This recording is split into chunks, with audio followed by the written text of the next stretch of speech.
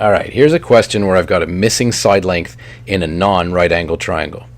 I know this is a non-right triangle because I don't see that square in any of the angles, and if I wasn't sure, I could just take 180, subtract 70, subtract 58, and figure out what that missing angle is.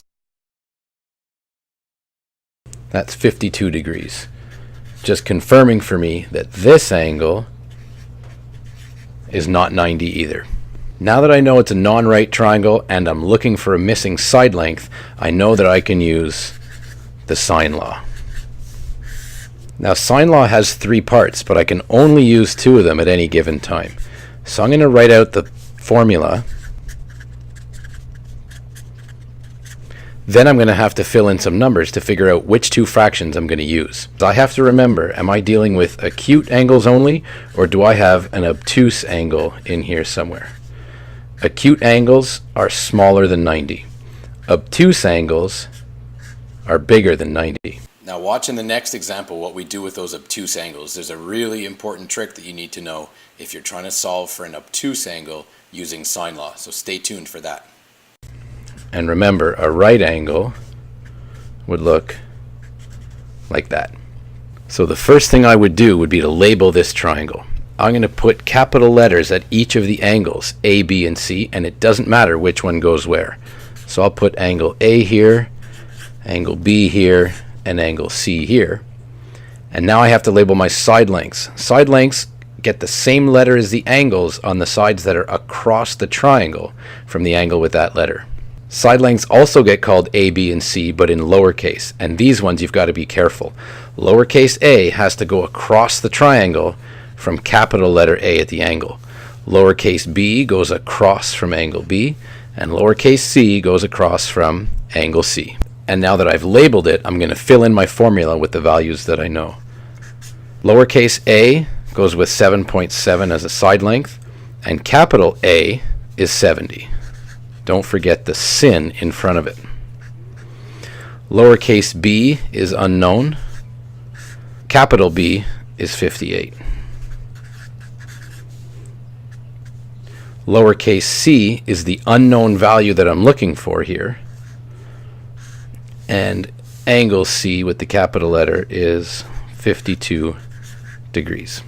Now that I've got all three fractions set up, I've got to figure out which two of these three am I going to work with. The one that's not important to me is the fraction with the b's in it. Lowercase b and capital B is not important to me because that's not the side I'm looking for. So I'm going to X out the fraction with the b's in it and focus on the two fractions that are left because the side I wanted was the lowercase c here. Notice that's where they put the X in the question. So I could rewrite this just so it's a little neater. 7.7 over sin 70 equals little c over sin 52. When I'm cross multiplying, I block out the value that I'm looking for and I see the three values that remain. What I do with those is I multiply the two values that are diagonal to each other. In this case, that's the 7.7 and the sin 52. Notice how they're diagonal to each other. And I divide by that third value.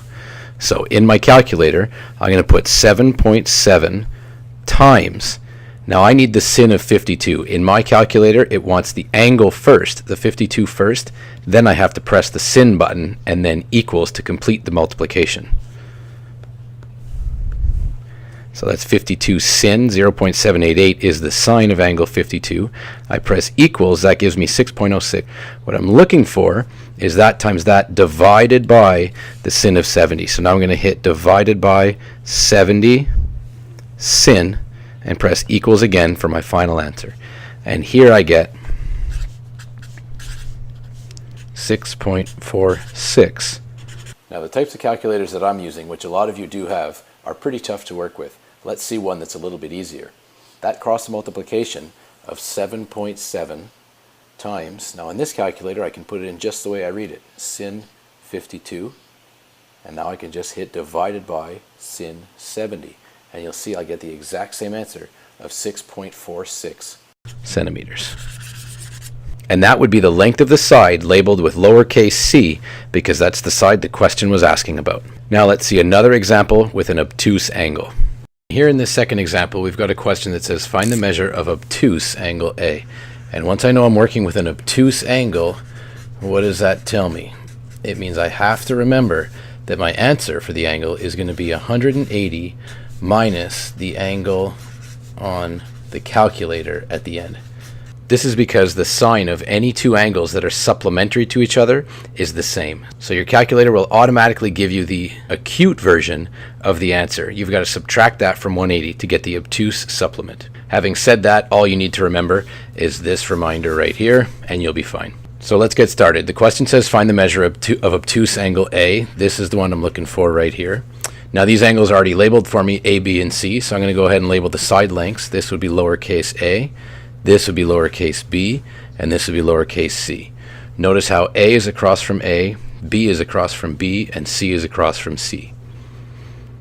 I know I'm not working with a right triangle, so I'm going to write out the sine law. And now that I've got all that written out, I can fill in what I know from the question. So instead of little a, I'm going to put 40 over the sin of angle A, which is actually what I'm looking for in this question. That's equal to little b, which is 28, over the sin of angle B, 20. And the c's, this is the fraction I'm not going to use because I don't know anything about them. So I'm going to cross them out and focus on the two fractions that I can use. If I block that out, I've got three things left. I multiply the two that are diagonal to each other and divide by the other one. So in this case, I'm going to do 40 times the sine of 20 degrees divided by 28. Here's how it looks on my calculator. 40 times 20, and then I have to press the sin button. That needs an equals after that because what the 0.342 represents is the sin of the angle 20. I don't want that. I want that times 40. So I press equals and I get 13.68. I can leave that right on the screen and just hit divided by 28 equals 0.4886002048. Clearly not what I'm looking for. So remember, that's the sin of angle A. The last step when you're finding an angle is to do the shift or second function sin.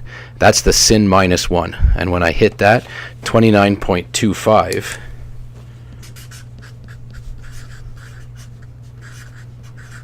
is what I get. Now don't forget, I was looking for an obtuse angle. And 29.25 is acute, meaning it's lower than 90. So what I've got to do for obtuse is 180 minus 29.25 to get the answer. So if I go to my calculator, 180 minus 29.25 leaves me 150.75 degrees, and that makes a lot more sense as an obtuse angle.